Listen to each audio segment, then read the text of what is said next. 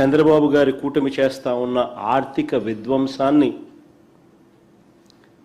కళ్ళగట్టినట్టుగా కూడా కాగ్ నివేదిక కూడా చూపింది. ఇన్ఫాక్ట్ చంద్రబాబు గారి ఆర్థిక విధ్వంసం ఎలా ఉంటుంది అన్నదానికి కొన్ని ఎగ్జాంపుల్స్ మీ అందరి దృష్టికి కూడా తీసుకొస్తా ఉన్నా. మా ప్రభుత్వం చివరి ఏడాది అంటే 2023-24ను ఆయన తొలి ఏడాది ఏదైతే ఆడిటెడ్ కాగ్ రిపోర్ట్స్ ఏదైతే పబ్లిష్ చేసిందో, మా చివరి ఏడాది 2023-24, ఆయన తొలి ఏడాది 2024-25 సంవత్సరాన్ని ఒక్కసారి పోలిస్తే చాలా స్పష్టంగా కూడా కొన్ని విషయాలు కనిపిస్తాయి.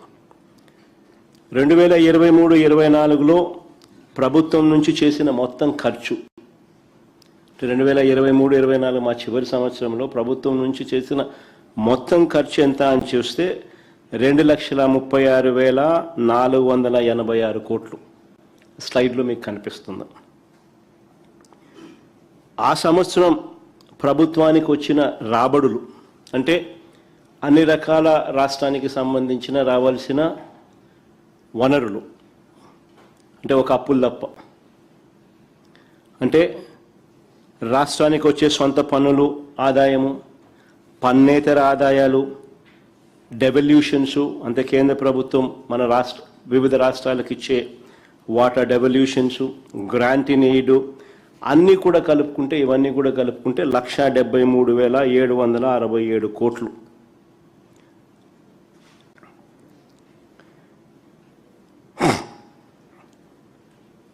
మా ప్రభుత్వం చివరి ఏడాదిలో రెవెన్యూ లోటు 38,682 కోట్లు, ద్రవ్య లోటు అంటే ఫిజికల్ డెఫిసిట్ అంటే అప్పులు 2023-24లో మా ప్రభుత్వం చేసిన అప్పులు ఫిజికల్ డెఫిసిట్ 62,719 కోట్లు కూడా మీ కంటికి కనిపిస్తుంది. ఒకసారి గమనించమని అడుగుతా ఉన్నాం, ఈ రెవెన్యూ లోటు ఈ ద్రవ్య లోటు, ఈ రెవెన్యూ లోటు ఈ ద్రవ్య లోటు అంటే ఈ అప్పులు చంద్రబాబు గారి కూటమి అధికారంలోకి వచ్చిన తర్వాత ఎంత దారుణంగా పెరిగాయో ఒక్కసారి చూడండి. 2024-25లో రాష్ట్ర కన్సాలిడేటెడ్ ఫండ్ నుంచి చేసిన ఖర్చు అంటే రాష్ట్ర ప్రభుత్వం చేసిన ఖర్చు 2,49,096 కోట్లు చంద్రబాబు నాయుడు గారి ప్రభుత్వంలో మొదటి ఏడాది చేసిన ఖర్చు.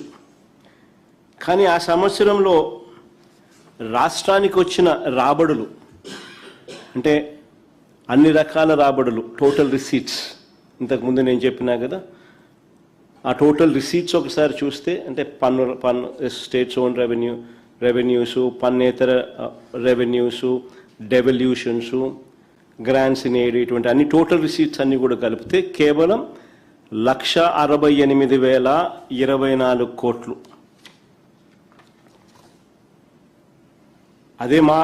అదే మీరు గమనిస్తే ఆ టేబుల్లో మా హయాంలో 2023-24లో 1,73,767 కోట్లు కనిపిస్తే ఇక్కడ మాత్రం 1,68,024 కోట్లు మాత్రమే కనిపిస్తుంది.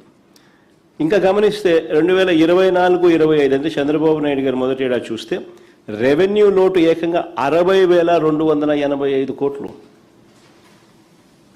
వర్సెస్ మా ప్రభుత్వ హయాంలో మా చివరి ఏడాది కూడా రెవెన్యూ లోటు 38,682 కోట్లు మాత్రమే.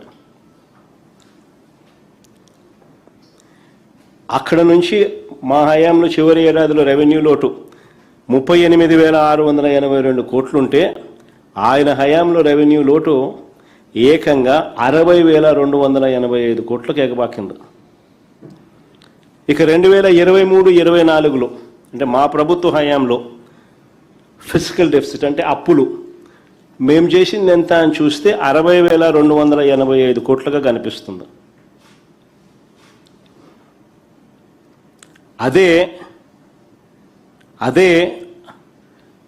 చంద్రబాబు నాయుడు గారి హయానికి వచ్చేసరికి 24-25 ఆ సంవత్సరానికి సంబంధించి ఫిజికల్ డెఫిసిట్ అంటే చంద్రబాబు నాయుడు గారి హయాంలో చేసిన అప్పులు ఎంత అంటే ఏకంగా 81,071 కోట్లు కనిపిస్తుంది.